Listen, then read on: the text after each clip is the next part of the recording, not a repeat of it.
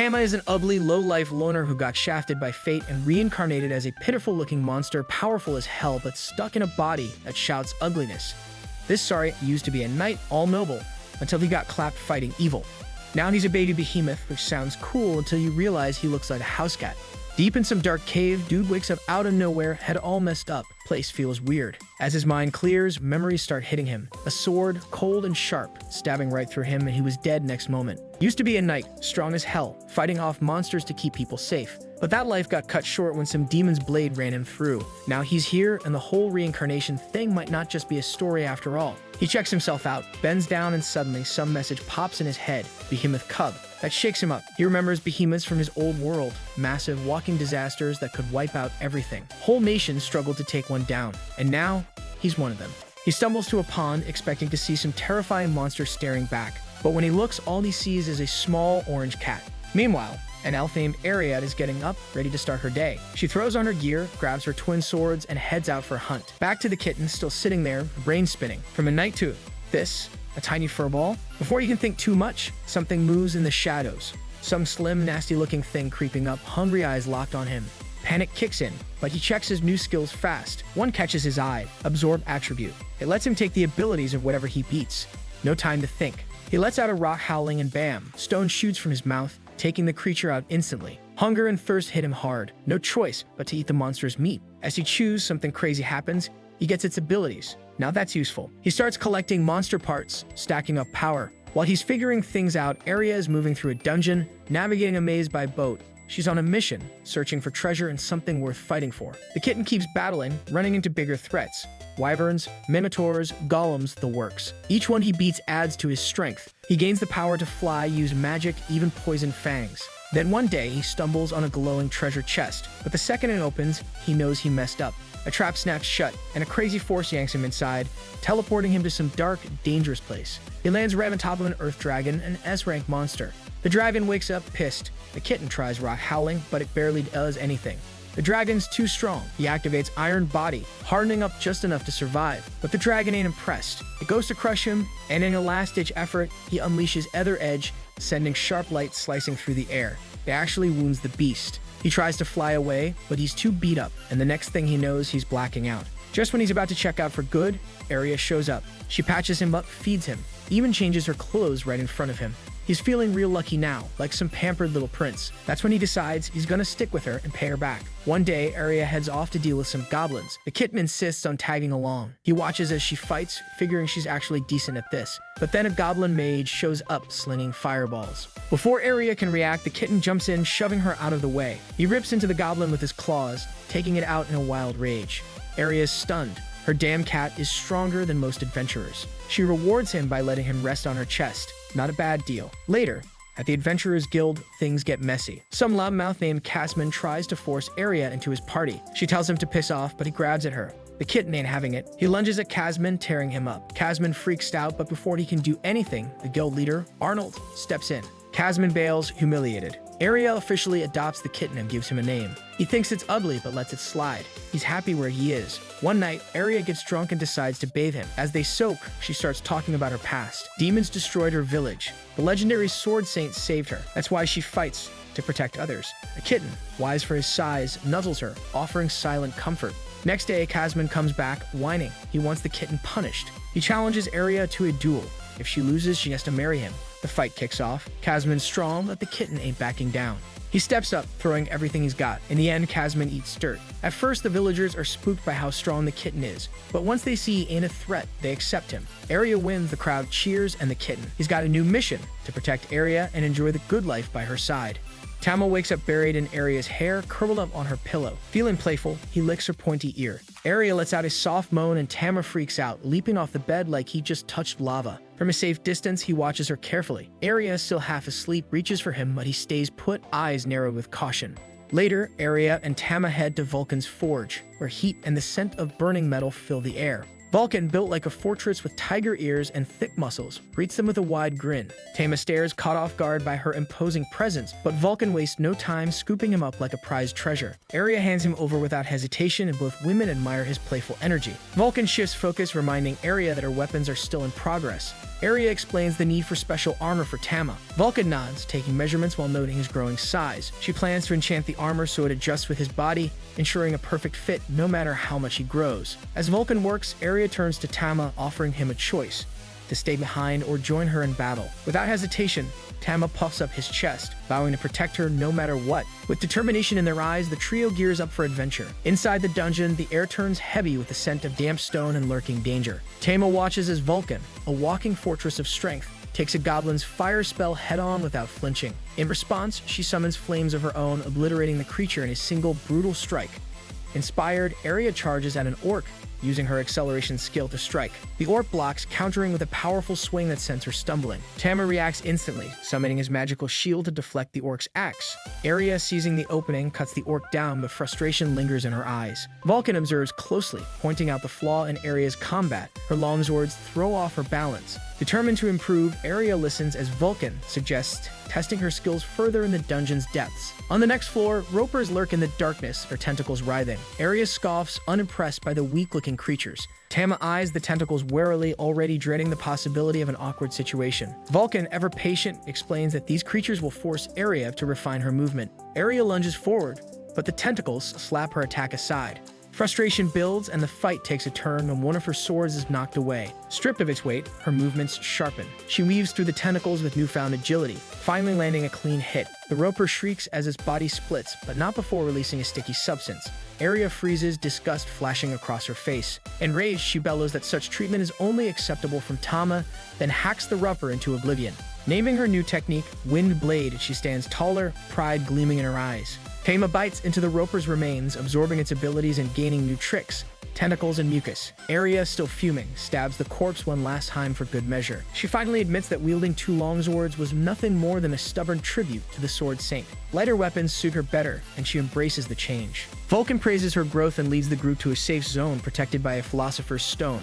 The sight of it stirs old memories in Area, reminding her of the attack on her village. She pushes the thoughts away, focusing on the present. Later, while bathing, Area and Vulcan discuss their old team. Vulcan reveals that the group has scattered, some starting families, others chasing new paths. A warning follows, hinting at Tama's nature as an elemental cat. Crossbreeding with other creatures is a possibility one Area must be mindful of. The journey continues, leading them to a C+ ranked Minotaur. The beast looms over them, a wall of muscle and fury. Fear flickers in Area's eyes, but Vulcan's steady presence keeps her grounded. Area attacks with Wind Blade, but the Minotaur barely flinches. Vulcan joins the fight, hammer striking hard, but even her strength struggles against the monster's defense. Area lands a critical hit on the Minotaur's eye. Enraged, it swings wildly, causing a cave-in. Vulcan gets pinned beneath the rubble, but Tama unleashes Ether Howl, blasting the rocks away. Seizing the moment, Area drives her blade deep into the Minotaur's chest, finally bringing it down. Back at the guild, Area is awarded the C-rank title.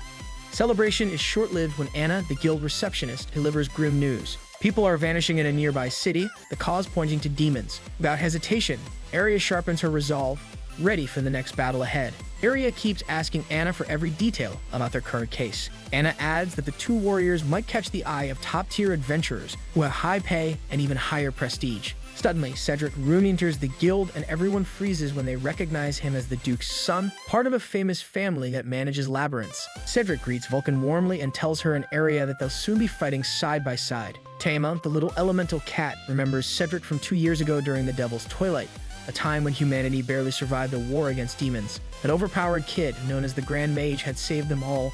The kid was none other than Cedric. Area wonders if their small group is ready for the challenges ahead. Later that evening, Tama notices that Area looks anxious. The stakes are high, and they're about to face serious dangers. To cheer her up, Tama licks her face, and Area, thinking it's sweet, kisses him back. Tama is flustered but decides to ignore it. The team sets off and meets their new allies.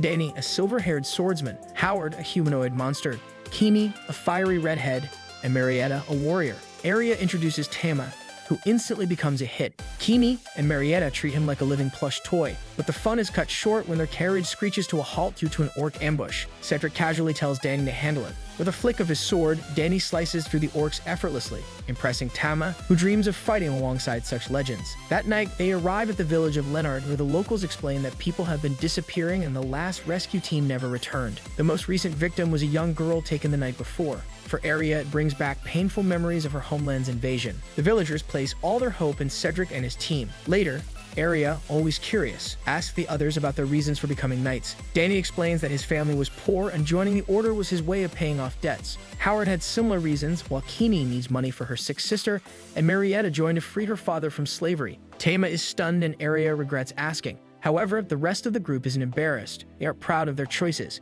Cedric casually admits that he joined the order for fun. After dinner, it's bath time.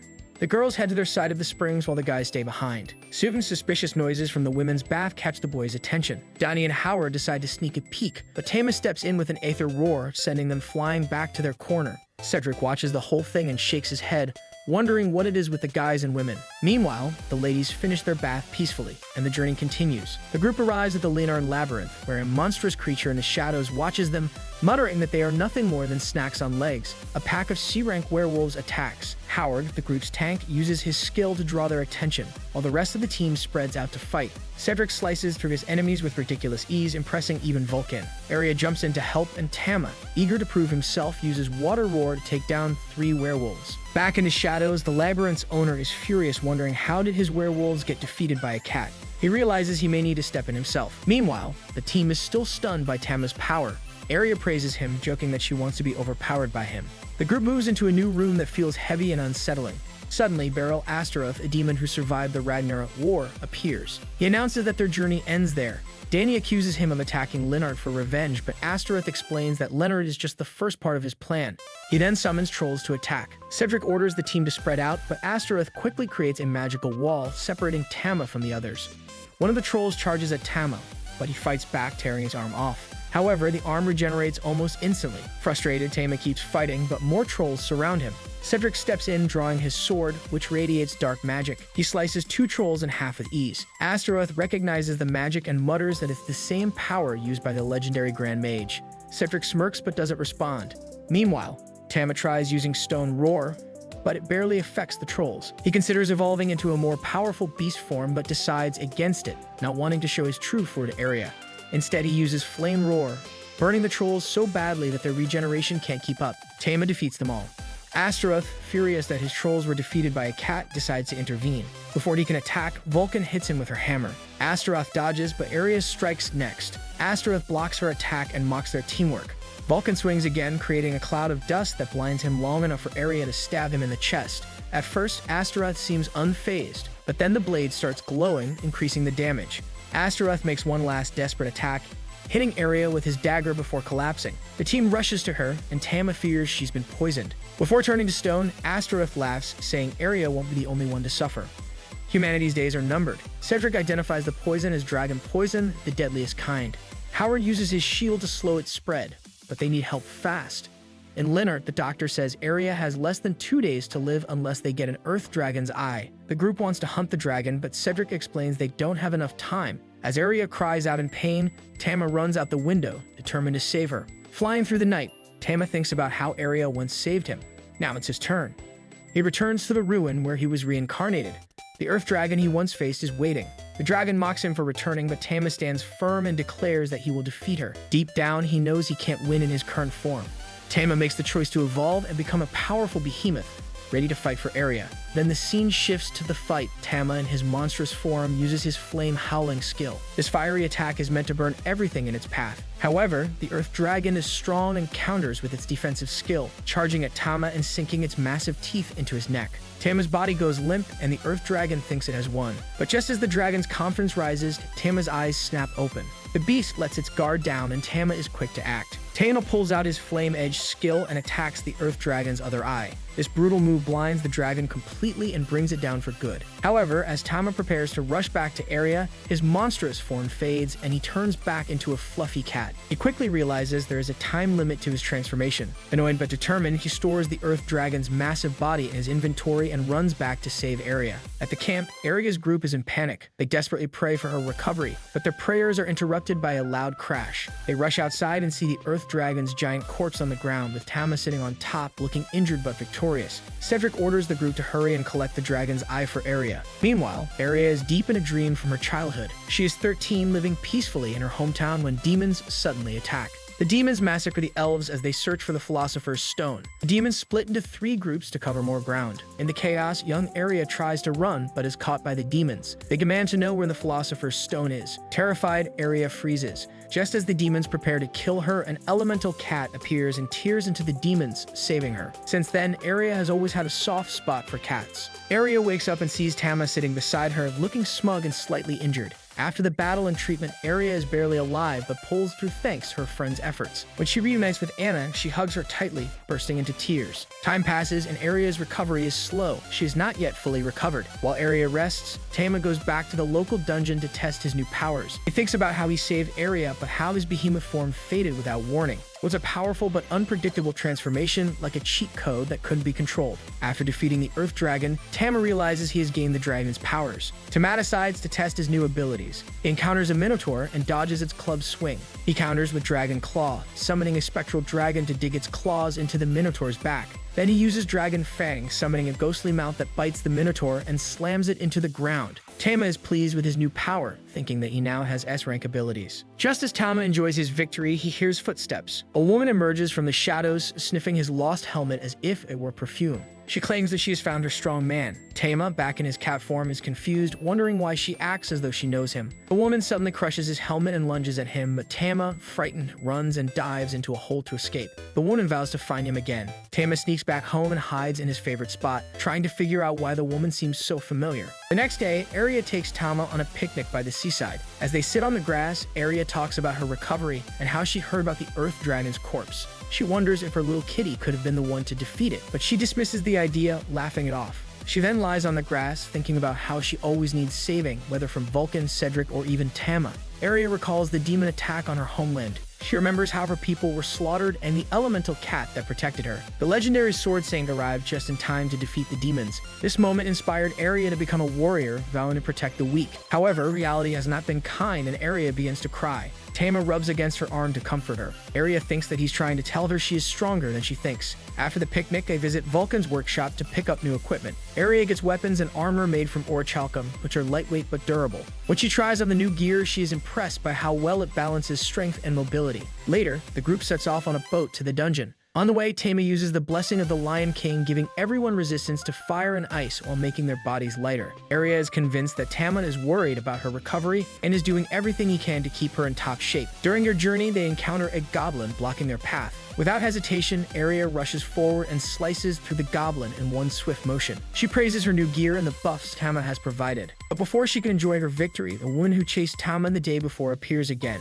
She laughs, saying it's fate for her and Tama to be together. Aria tries to make sense of it and asks if the woman is an adventurer. Vulcan looks at her outfit and doubts it, saying it seems more like a fashion disaster than adventurer gear. The woman says she was born from the shadows and doesn't know anything about ruin or even her own name. Vulcan suggests she may have amnesia or just be crazy. Then the woman goes wild, declaring that she wants Tama to father her children. Vulcan is stunned and Aria calmly responds that Tama is just a kitten and cannot do such a thing. Tama, terrified, hides in Aria's arms. The woman realizes that Tama already has an owner and gets frustrated. Aria, being kind, offers the woman shelter, reasoning that leaving her outside would make her an easy target for slavers. The woman asks if she can stay with Tama and Aria agrees, promising to protect Tama from her. On their way home, Vulcan asks the woman what she would like to be called. She shrugs, saying it doesn't matter. Aria, inspired by the stars, names her Stella, which Stella likes and accepts. Later that night, Tama wakes up to hear Stella's voice in his head. She tells him that she knows he can speak human language because she heard him when he killed her. Tama is confused but listens as Stella explains she was the Earth Dragon,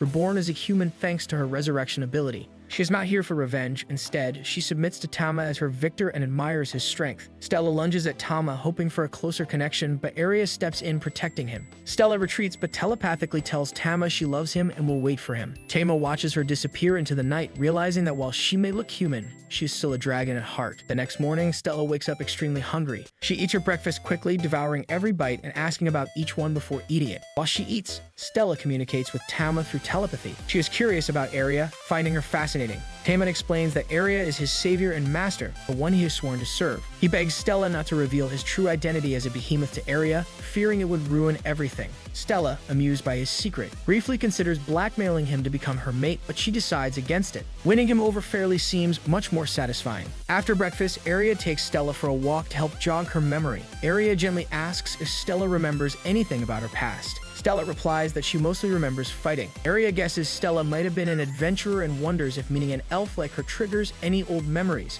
Stella admits she is surprised, especially by the idea of Aria keeping Tama as a pet. Tama overhears and realizes that Stella probably thinks Aria is even stronger than him, given their relationship. For someone like Stella, strength is everything. At Vulcan's place, Stella searches for a gear. Aria recommends sturdy armor, but Stella hates how restrictive it feels. Instead, she settles on gloves and proudly flexes her draconic arms and tail. It is revealed that Stella is a dragonute, a rare human-dragon hybrid. Vulcan can't resist inspecting Stella's tail, stroking it like a prized artifact. Stella snaps at him to stop, nervous about what the blacksmith might do with high-quality materials. Stella then goes weapon shopping, digging through piles like a child in a candy store. She surprises everyone by picking a massive iron shield and holding it easily in one hand, leaving everyone amazed. She explains that she ignored defense in her past life, but after Tama killed her, she learned the value of defense and, strangely, love. With her shield secured, Stella grabs an oversized sword, already anticipating the chaos to come. With their gear ready, the group enters the dungeon. Stella buzzes with excitement, but Aria, ever cautious, asks Tama to keep an eye on their fiery companion. Vulcan suggests starting with weak monsters, but Stella rushes ahead, hungry for action. She encounters 3 goblins and leaps into battle before anyone can stop her. She tosses her weapons into the air, transforms into her dragonute form, and tears through 2 goblins with her claws. Then she catches her falling sword and destroys the 3rd goblin with a single strike. Covered in blood, Stella laughs and says this is so much fun. Tama sighs, unimpressed. He knew she was an earth dragon, but he still hoped she'd stay on the right path. Aria observes Stella's combat style, noting how instinctive it seems. She thinks that her instincts might hold the key to her past. Tama agrees but knows Stella needs guidance to balance her dragon side with her human side. Stella, eager for a tougher challenge, urges the group to press deeper into the dungeon. On the 2nd floor, she fights 2 orcs easily, bashing them into submission with her shield. Aria mutters that it is way too easy for her, and they move on to the 3rd floor. Here, the danger increases. Before Aria can warn her, Stella charges ahead and faces a slimy roper. Disgusted, she ignores Tama's caution about the creature's nasty tricks. When the roper grabs her sword with its tentacles and sprays her with slime, Stella snaps, unleashing her rage. Tama intervenes, using his own tentacles to restrain the roper and destroys it with a water-powered attack. Afterward, Tama asks why Stella freaked out over such a weak monster. She admits that ever since Tama killed her, her mind hasn't been the same. Feeling guilty, Tama reassures her that he has her back and encourages her to rely more on her human side than her dragon instincts. His words strike a chord with Stella, deepening her growing affection for Tama. Vulcan, ever cheerful, declares that they make a perfect team. Stella, intrigued by the idea of teamwork, begins to understand the strength of humans working together. Meanwhile, Aria, who had been caught in Tama's earlier tentacle attack, seems unusually interested in experiencing it again. Tama blushes furiously, feeling awkward.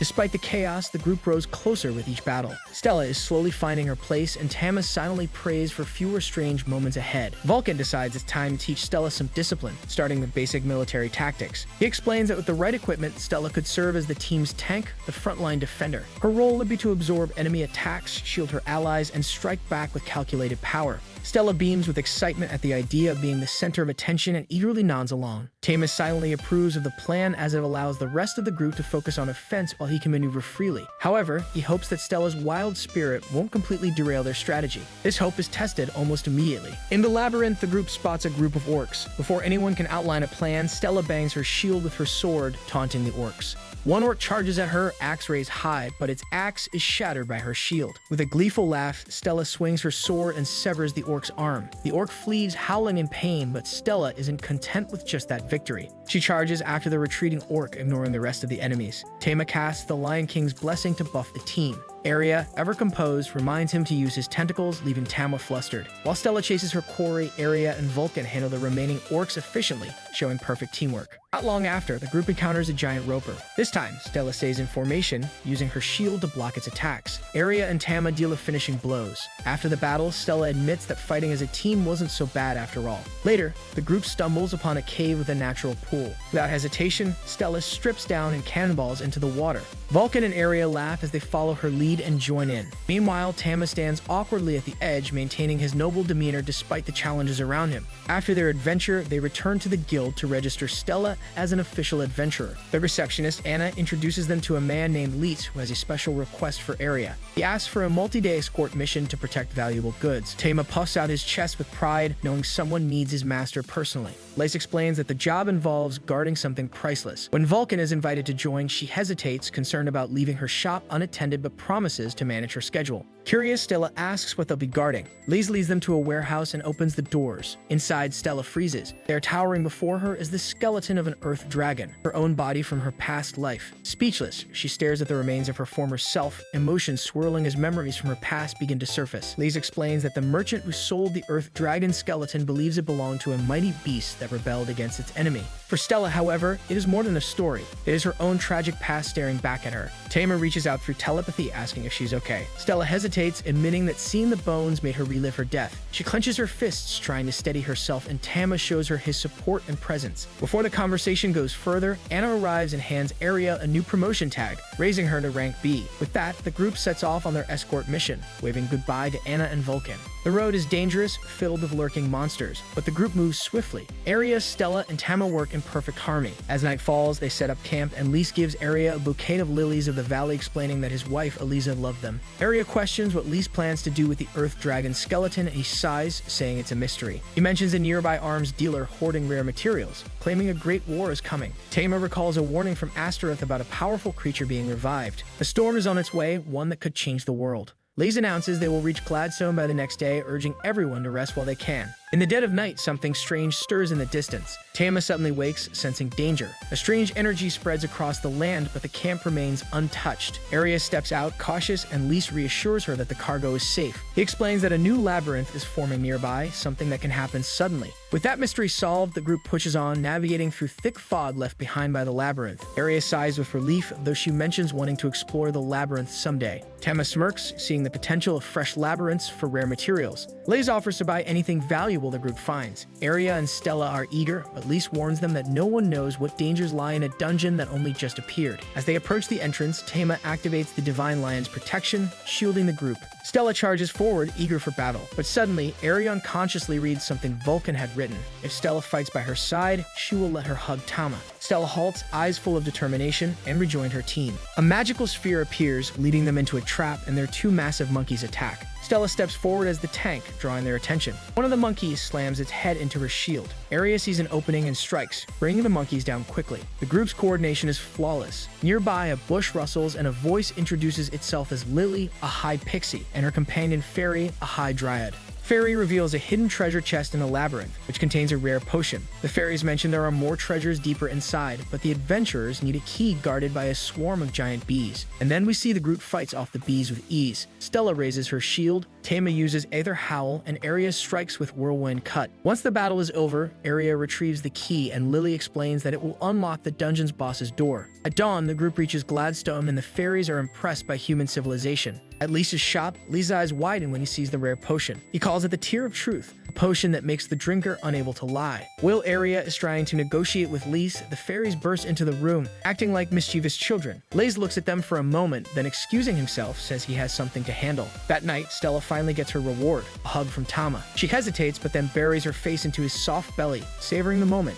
Meanwhile, back in the ruins, Vulcan finishes her work, only to be greeted by a skeleton clawing its way out of the ground. With a flick of her hammer, she crushes it, but strange purple energy pulses around the bones. Something is coming. The escort team reaches the boss's door. Lise turns the key and the portal opens. They step through, leaving the fairies behind. The fairies cheer them on, excited like a tournament crowd. On the other side, a rank B dragon roars and unleashes magical blasts. Stella raises her shield in time, but the impact affects her. She grins, charging forward and slamming her shield into the dragon's snout to get its attention. She locks the dragon's forearm in place. Tama uses his flame howl, wrapping his tentacles around the beast and binding it. Area rushes forward, slicing the dragon's throat in one swift strike. The dragon collapses, and their reward appears that are two ancient scrolls. When Area touches one, her sword glows golden, and she feels stronger than ever. The team heads back to the labyrinth forest to find the fairies. When they arrive, a strange silence greets them. Tama spots a tipped-over bowl with its contents spilled. Something is wrong. In the city, Lee sits in his office, absent-mindedly ringing a bell. He gazes at a portrait of his wife, Eliza, and smiles.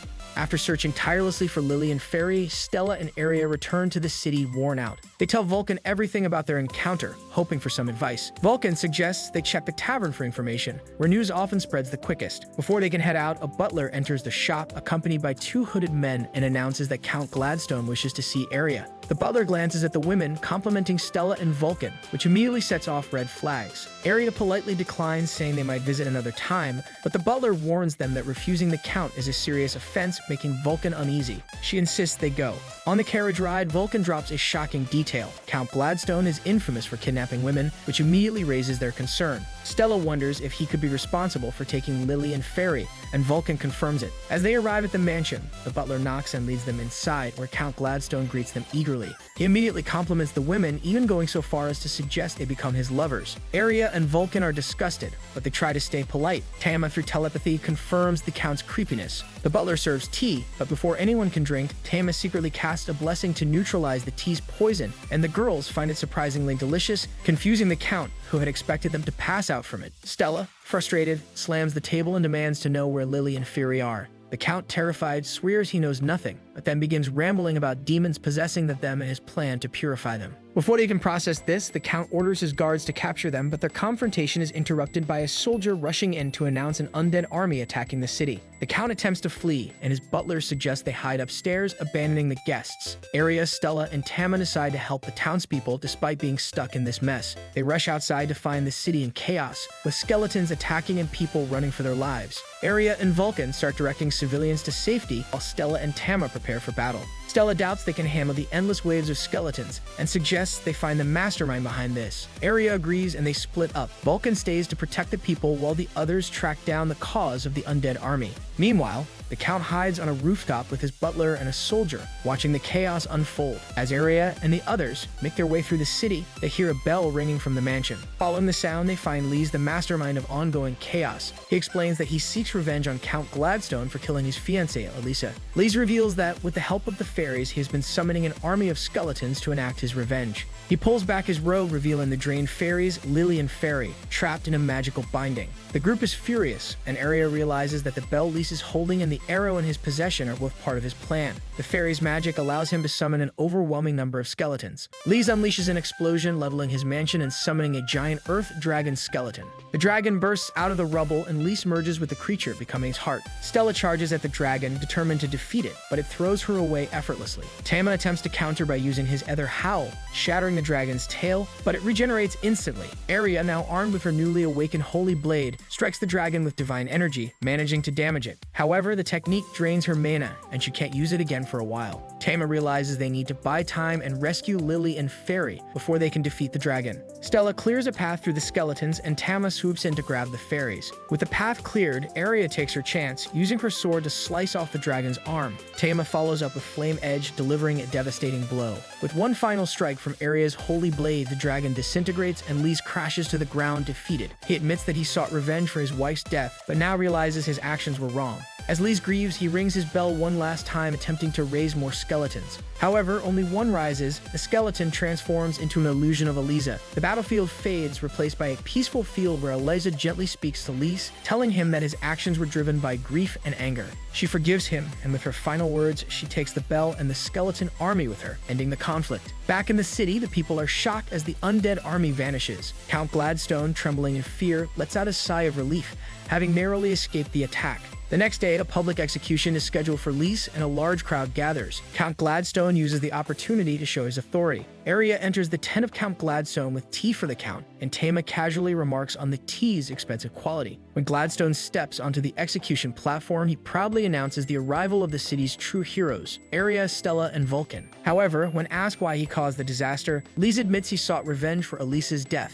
To everyone's shock, Gladstone openly admits to killing Elisa, revealing himself as the true villain. The crowd is furious and panic spreads. Arya steps forward, revealing that she had mixed a truth drop potion into Gladstone's tea, causing him to inadvertently confess the truth about the missing women. The crowd erupts in outrage and Gladstone panics, realizing his downfall. The people storm the platform, demanding justice. Lise, now remorseful, thanks Arya and the others for their help. In the aftermath, Count Gladstone is stripped of his title and sentenced to life in prison, while Lise is spared execution but given a regular prison sentence. The next day, the group travels by carriage. Stella, feeling a bit jealous, asks if the fairies should return to the forest, but Lily firmly says she wants to stay with Tama. Fairy thanks them for saving her. As they look out the window, they are mesmerized by the beautiful sea. Vulcan is excited as they reach near Ruin, while Arya reminds Tama that they are returning to the place where they first met. At the guild, Anna welcomes them with a big bear hug and eagerly asks about their adventures in Gladstone. Everyone is impressed by Arya's incredible achievement, defeating a high-ranking undead dragon. Because of this, she is promoted to rank A, while Stella is promoted to rank B. Arya is thrilled but asks if Vulcan has also been promoted.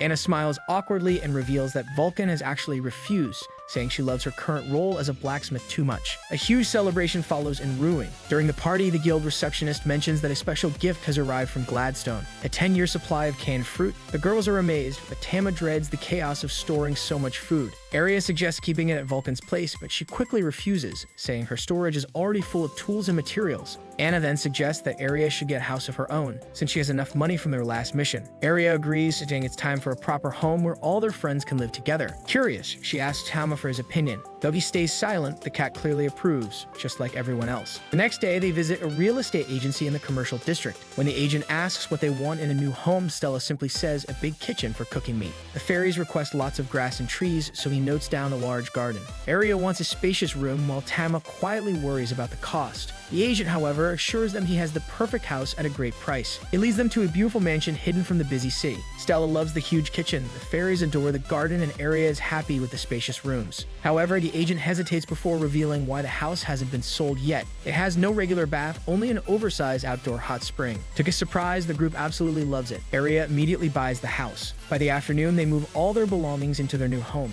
Lily and Fairy bounce on the soft beds, while Vulcan proudly declares that she finally got what she wanted. Tama watches as Stella effortlessly carries the heaviest furniture, as if it weighs nothing. As a reward for all that effort, she gets to pet Tama, something she eagerly takes advantage of. Arya finds it strange how Tama and Stella seem to communicate without words. The next morning, Vulcan arrives with 2 buckets full of lobsters, making everyone's mouths water, especially Stella's. She asks what kind of creature they are, since they look tough to eat. Vulcan explains that they are a delicacy in Ruin. That evening, the group enjoys a massive feast. Stella devours her usual meat, while everyone else eats to their heart's content. Later that night, Vulcan and Arya sleep comfortably, Tama nestled between them as usual. As always, Tama has strange dreams, this time about his elemental abilities. Though he wants to rest, he has a lot to think about. He has unlocked a new power, elemental explosion, and more importantly, a 3rd transformation. This worries him.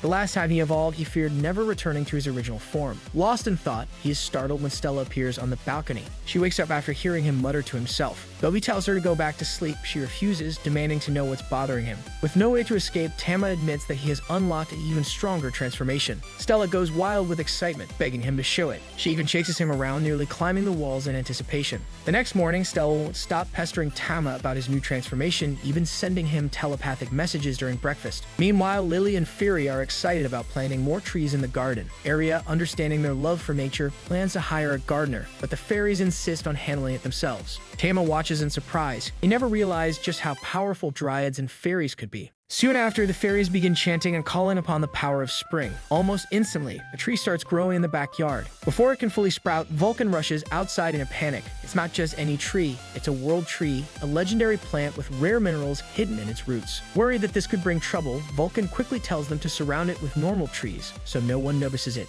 As if that wasn't surprising enough, Fairy also creates a life spring, a magical water source that can heal any illness or wound. Vulcan worries about how dangerous this could be if the wrong people find out, but Lily is more focused on how great it will be for their skin. With a sigh, Vulcan lets it go for now, but keeps her concerns in mind. Later, inside the house, Vulcan and Aria warn Lily and Fairy that fairies with such powerful abilities could be targeted and kidnapped. The fairies are shaken, but Tama is more curious about how Vulcan knows so much about this. Vulcan explains that the world tree's roots might contain orichalcum, an extremely rare metal. However, only artifact blacksmiths, highly skilled craftsmen recognized by the government, can work with it. Tama doubts Vulcan is on that level, considering how she always refuses rank promotions and avoids fame. Before he can question her further, Anna suddenly bursts into the house, apologizing for the sudden visit. She brings urgent news. A powerful monster has appeared on the first floor of Ruin's dungeon, and several adventurers have already died trying to fight it. The group immediately agrees to investigate. Lily and Fairy hesitate, wondering if they will be a burden. Sensing their doubt, Tama lets out a determined meow and stands tall, reassuring them that he will protect everyone. Aria smiles and invites them to come along. At the dungeon entrance, they encounter weak enemies, a goblin and a hobgoblin. Lily wastes no time launching herself like a bullet and piercing the goblin's head. Fairy uses branch whip to strike the hobgoblin hard, finishing it off. Tama notes that the fairies could be valuable in mid-range combat. Suddenly, a loud roar echoes from deeper in the dungeon. Vulcan guesses it's a minotaur, but Aria finds it strange for such a strong monster to be on the first floor. Stella, however, thinks the roar sounds more like fear. As they move forward, they find the source. A troll is eating the defeated monsters, including the minotaur. The team plans their attack. Aria tells Tama to stay back, wanting to test her new strength. Lily and Fairy set up an ambush. Lily launches at the troll's eye, but fails to pierce its tough skin.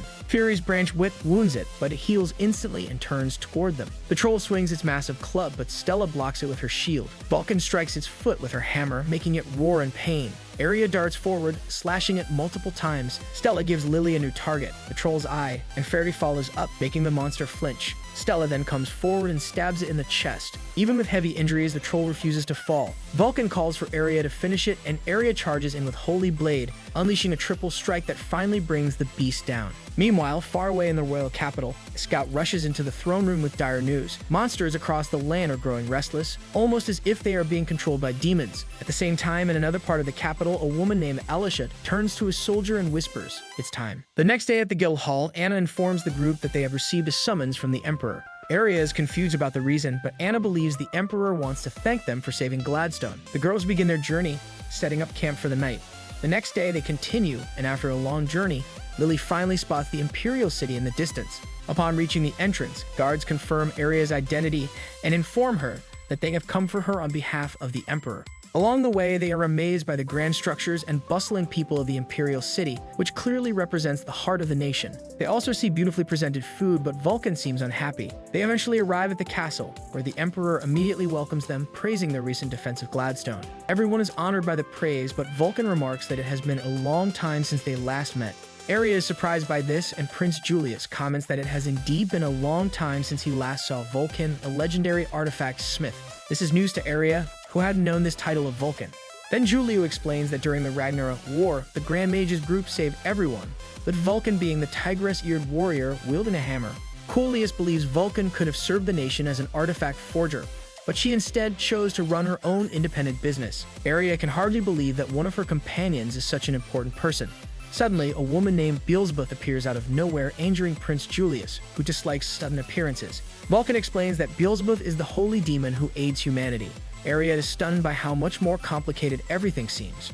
Beelzebub mentions that Aria will soon understand the situation. When Aria asks if Beelzebub read her mind, the demon confirms it. Julius gets angry again, reminding Beelzebub to ask permission before reading someone's mind, but she ignores the rules, eager to get straight to the point. Beelzebub explains that they need strength to face the imminent return of the 4 demons, whose goal is to break the seal of the living calamity, known as the 7th Demon King, Mammon. Their plan is to use his power to revive the God of Darkness. Tama recalls Astaroth's warning about humanity's inevitable downfall. He is terrified, understanding now what Astaroth meant. Julius clarifies that they summon Aria and her group to fight alongside them against these 4 demons.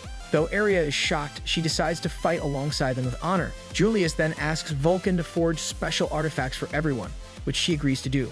Lily asks what these artifacts are, and Beelzebub explains that they are special weapons made from rare materials, crafted by a master blacksmith. Julius assures Vulcan that she will have all the necessary funding to complete the work.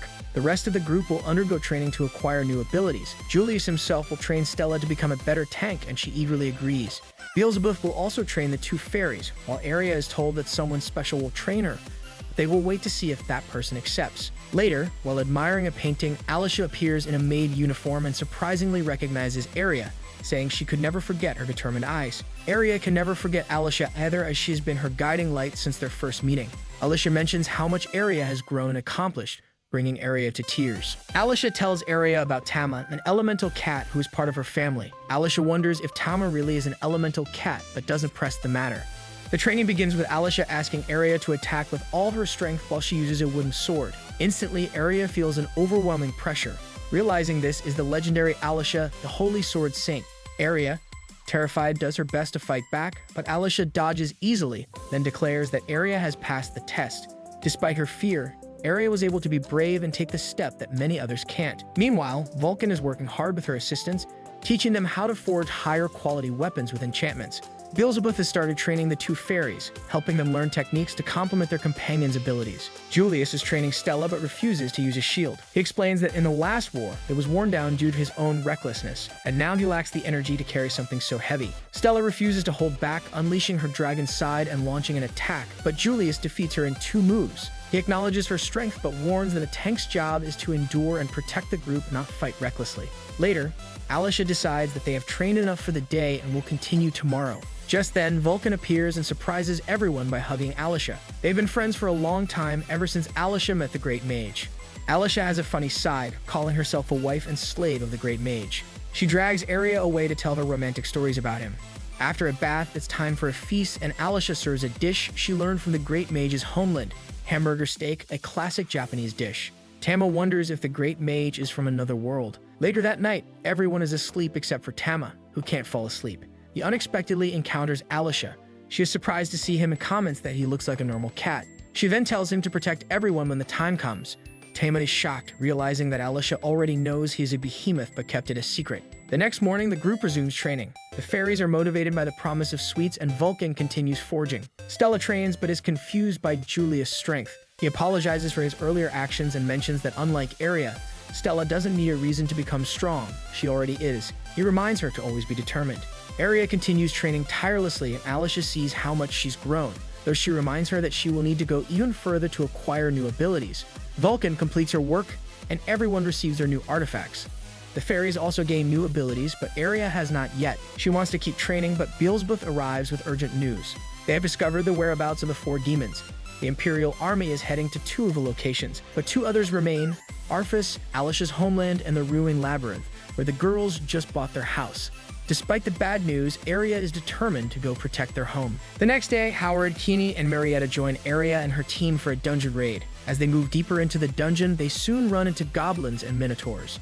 Despite the terrifying creatures, Stella is excited. She wants to test her new gear, crafted by Vulcan using powerful artifacts. Aria feels the same. She rushes forward and defeats a large number of enemies in an instant. Stella faces a minotaur that smashes into her shield with full force, but her artifact, Calibold, absorbs the impact. Her sword then unleashes a magical beam that destroys the beast. Tama observes the fight. Stella's shield seems to absorb energy and transfer it to her sword. Meanwhile, Fairy uses her branch whip to trap 3 enemies, giving Lily the perfect chance to take them down with her fairy bullet. Tama notices their magic is stronger than before, proving the artifacts are working well. But then he realizes he hasn't done anything in this fight yet. Kenny claps, impressed with their teamwork. Julius credits their success to their intense training, while Marietta praises Vulcan for crafting high-quality artifacts. Vulcan feels embarrassed by the compliment. However, before they can celebrate, Julius hears battle sounds from below. The team hurries down and finds the floor covered with monster corpses. From the shadows, glowing red eyes appear, a group of powerful mutant trolls. Julius is shocked. Creatures this strong shouldn't be here. Danny suggests they save their energy, especially Julius, since they will face demons soon. Howard and Kinney agree and take the lead in battle so Julius won't have to exhaust himself. After dealing with the trolls, the team continues deeper into the dungeon. They soon reach a massive gate split by a deep crack. A new aura fills the air, making Tama's body freeze. Every part of him tells him to run, but there is no turning back. Julius orders everyone to prepare. Tama uses the Lion King's blessing to boost his allies. Inside the chamber, a voice echoes. A demon sits on a throne, sneering. Julius recognizes him immediately, one of the 4 demonic. The demon introduces himself as Vazago. He barely pays attention to Julius's threats. Instead, he summons a Cyclops and an Orthros, a monstrous beast with 2 heads. The battle begins. The Cyclops swings its club at Julius, but he dodges. Meanwhile, Vasago tries to open a portal to escape. Julius lunges forward to stop him, forcing Vasago to defend himself. Julius then orders Aria and Tama to fight the Orthros while the rest take on the Cyclops. Aria moves fast, dodging the Orthros' Hell Claw. She summons her Holy Blade to strike, but the beast is quick. Tama sees an opening and attacks with Water Howl, wounding the Orthros. The monster roars in anger at the small cat. On the other side, the Cyclops charges at Stella. She blocks with her shield and reinforces her body with draconic power. Vulcan uses this moment to strike the Cyclops' horn. Fairy and Lily then combine their magic, dealing massive damage. But things aren't going well for Julius. Vasago grins, eager to see the hero of Ragnarok fall. He summons a giant cursed snake that clashes with Julius' sword. The prince holds firm, determined to stop the demon's plans. Meanwhile, Aria and Tama attack again. Tama uses Ether Missile and Aria strikes with her Holy Blade, but neither attack finishes the beast. Then the Cyclops unleashes Hell Spear, forcing everyone to retreat. Tama worries. If they don't win soon, Julius might not last.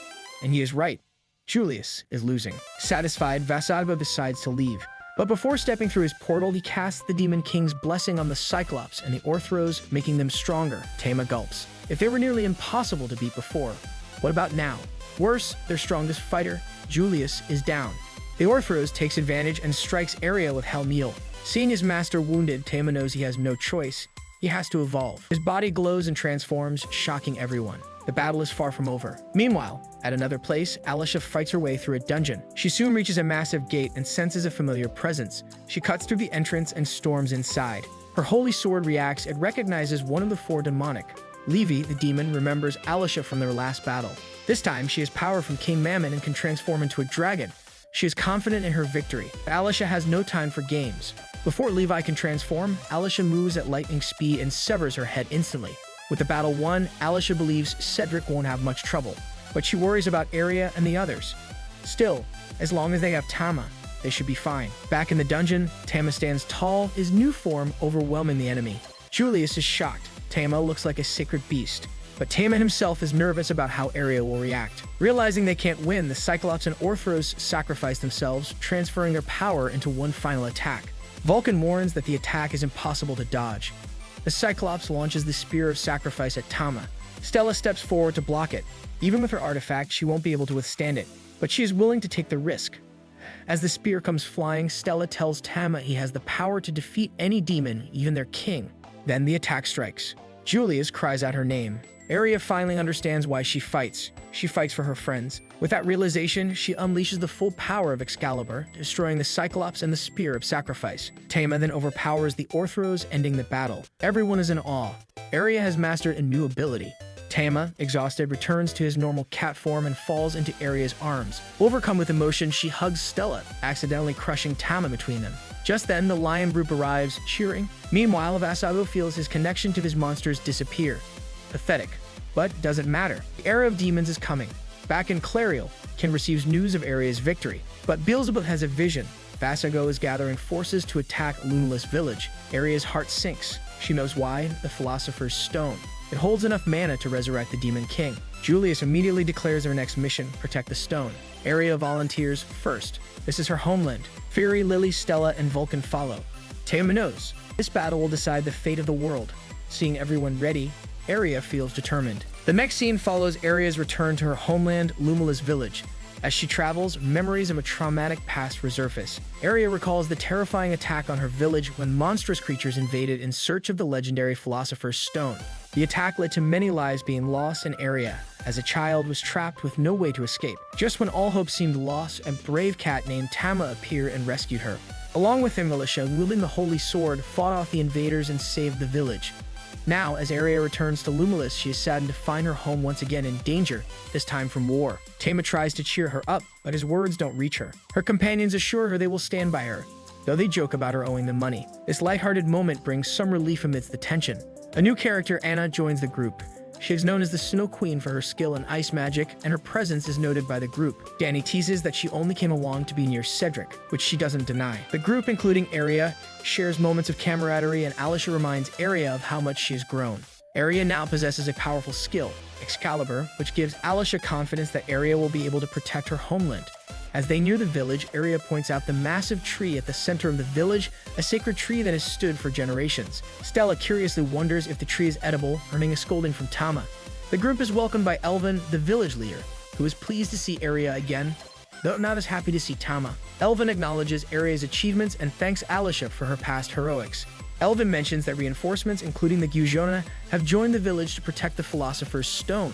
Stella notices a particularly strong warrior, but Alicia reacts strangely. Meanwhile, the reinforcements from Clariel are led into the heart of the village, where Area and Alicia are greeted as heroes. Laylee and Fairy, fascinated by the surroundings, wander off and meet Fion and his elemental cat Leo. Fion is curious about the fairy's origins, but Fairy responds hesitantly. When the group reunites, Area recognizes Fion and is pleased to see him again, while Stella scolds the fairies for straying. Tama notices Leo staring at him and relaxes. Fion comments that Leo has never acted so calmly around strangers, which surprises Tama. Later, Elvin gathers the leaders to discuss their strategy. Area wonders if she truly deserves such a critical role in the battle, but Tama wishes she could see how far she has come. Julius discusses the evacuation plans, military strength, and the protection of the Philosopher's Stone. Elvin assures the group that the villagers are ready with supplies stockpiled and the Amazon squad, led by Gyujona, available for support.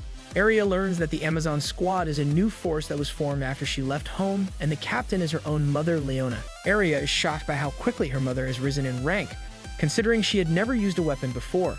Leona reveals that after Area left, she discovered a hidden power within herself that allows her to strike with immense force, hitting twice with powerful attacks. Area is confused, but Tama finds the ability fascinating. Elvin apologizes for bringing Area back under such heavy circumstances, but Area remains silent, unsure how to respond. Meanwhile, Stella grows impatient, and though Vulcan tries to calm her, she can't help but tease the newcomers. Two young elves approach, wondering if the warriors are as strong as rumored.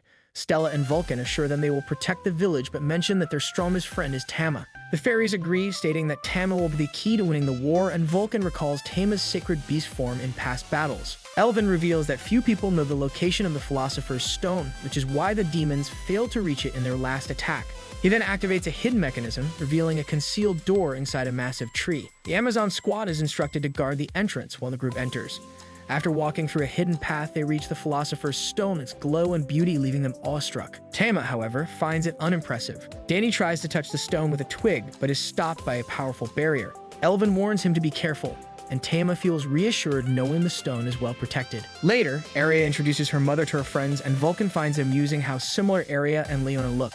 As the group settles down, Area asks if they are hungry, and Stella eagerly agrees. Leona invites them to join for a special meal. Area, however, requests a private conversation with her mother, and they talk in the bath. Area expresses her fear of seeing her mother on the front lines, but Leona reassures her. Leona had been afraid when Area left home to pursue a dangerous path, but seeing Area's dedication to training convinced her to support her. Leona's own powers awaken from a strong desire to protect, and she is ready for the battle ahead. Their conversation is interrupted when the rest of the group arrives, eager to join them. That night, Area has a strange dream about Tama's most advanced form, leaving Tama embarrassed. Meanwhile, Leona expresses her gratitude to Tama for always protecting Area. She mentions how every letter from Area spoke fondly of him, showing how much she cared. Leona believes that Tama's presence is the reason Area has matured and grown stronger. She asks Tama to continue protecting Area, and Tama vows to do so until his last breath. Later, Yushomen attempts to infiltrate the village and set the Philosopher's Stone ablaze, but Alicia intercepts her.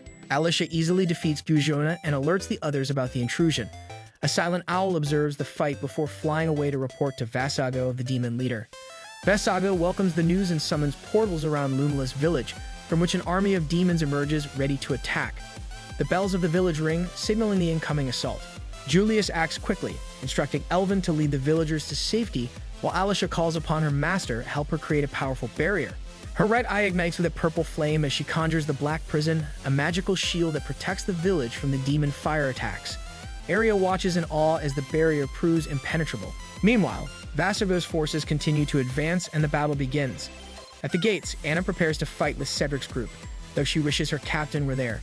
Elsewhere, the elves take their positions with Leona, Fion, and Leo leading the charge. Area and her allies, empowered by Tama's blessing, are ready to fight with unwavering resolve. The warriors charge into battle, and Vasago watches with satisfaction as his army moves forward. The battle begins as the Demon King's army arrives through a portal, ready to destroy everything. The village bell rings, warning everyone of the attack. In an instant, the once peaceful village turns into chaos. Explosions shake the ground and terrified villagers run for safety. Alicia knows she must act quickly. She climbs a tree and uses her magic to create a powerful barrier around the village.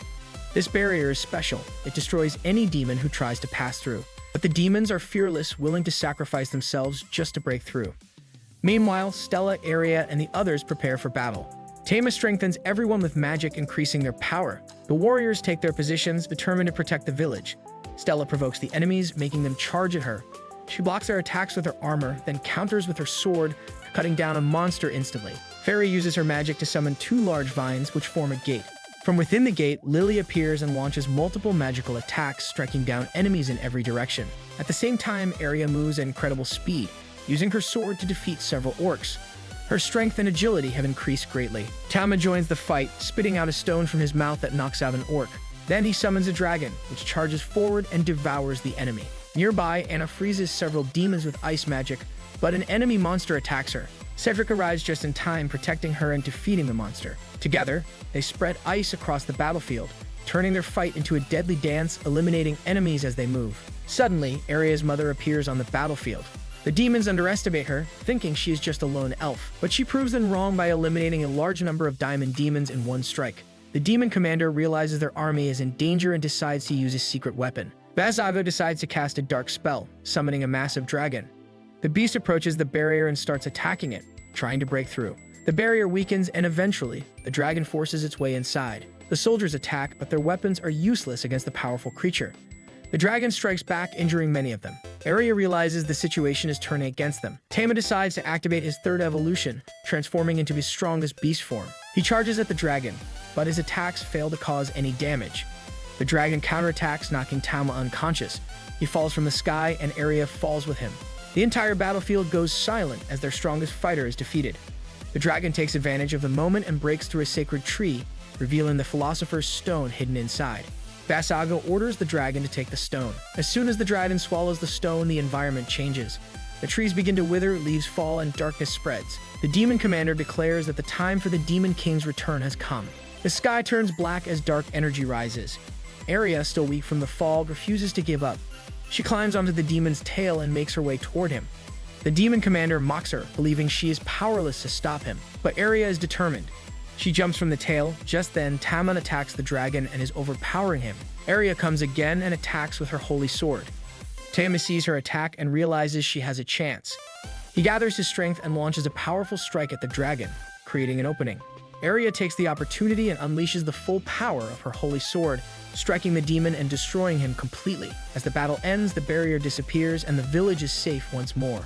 The people cheer for Aria and Tama, recognizing them as the true heroes. A grand celebration begins and the warriors finally rest. The elves reward Aria and the fairy with gifts for their bravery. Aria and Tama receives a new title as the Saint of the Sacred Beast, marking them as a legendary warrior. They feel as happy, knowing she has finally found a place where she belongs. Aria promises to work hard in future to live up to her new title. The series ends with a scene of Aria, Tama, Stella, Vulcan, Fairy, and Lily walking through a garden with big smiles on their faces. Aria will continue to do her adventure under the bright blue sky, and Tama, who is a behemoth, an S-ranked monster, but he will continue to live his life as an elf's pet.